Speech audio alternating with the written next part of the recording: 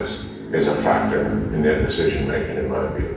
Also, they're on their own time schedule, and we're kind of getting into the crouch and getting ready for an attack, but they may take their time. This is their time schedule, and I think when you look at the options they have in front of them, one is to come to the negotiating table, and if they did that, the Trump administration is going to insist on what they never did before. They would have to voluntarily dismantle whatever is remaining of the nuclear sites, verify that with independent inspections. But I think the Trump team would put much more on the negotiating table in terms of guarantees for the future.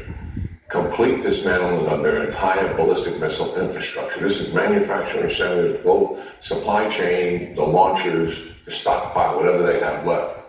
And then the other thing is that would provide us an opportunity to stop supporting proxies, period. This is over. You're not going to support proxies anymore in the region if you want this kind of a deal.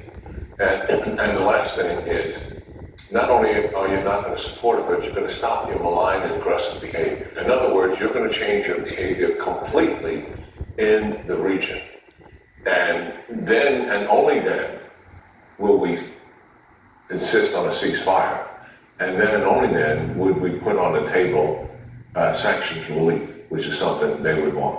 So go ahead. I mean, that is the deal. And when it comes to time, do you think there's pressure on them to show that they do have a pulse? Because even their surrogates are doubting whether it's worth their while to defend the mothership, Iran. And when it comes to the JCPOA, when some people keep saying if we didn't tear up the JCPOA, that allowed those ballistic missiles to still be manufactured and used. There was no attention to that at all. And the proxies, I don't see them ever shutting off the proxies. That seems to be their lifeblood. Yeah. Well, a couple of things. First of all, the JCPOA, they allowed them to have a threshold capability, which is close to 90% weaponization in 2025. That's this year. In 2030, they allowed them to have as many nuclear weapons as they wanted.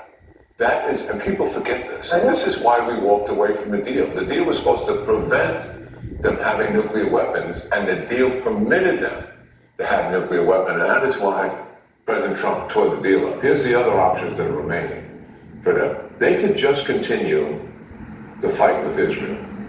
Their ballistic missile supplies are dwindling. You can see there's been minimal attacks on Israel in the last 48 hours. But they can continue that. No attack on the United States, no attack on Arabs in the region.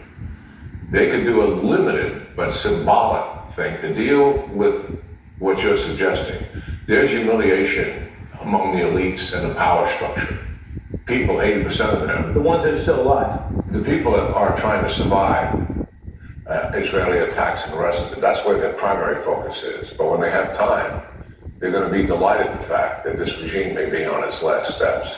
And then the next option, and in that limited response, it was very similar. They could do something similar to what happened post-Qasem Soleimani. Iraq and Syria, we have bases there very close to Iran. They can move rockets and missiles over there, and the militia could take care of it, or they could attack themselves with some ballistic missiles, which is what they did. Post-Qasem Soleimani, there's about 16 to 20 ballistic missiles, limited response. Or they could come, their last option is an unrestrained consequential attack on the United States. Could be homeland, could be bases, could be other assets in the region. And do they include the Arab states, which they said they would? Now if they do that last option, what would America's response be? It would be very massive. And I'm absolutely convinced, Brian, that the administration has told them in no uncertain terms, if you attack the United States and do harm to us, then everything is on the table.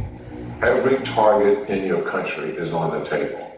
And that is, let's assume most of the nuclear enterprise is gone, the ballistic missiles, we would finish off whatever needs to be finished off with those two targets, whatever needs to be done with the military, and I believe the civilian leadership targets would be on the table. And I believe they've been told that. And if they want any economy left, oil and gas really not touched, if we destroy their Oil oil and fields and gas. gas, they're done. That was my omission. Oil and gas would absolutely Right. be a primary target.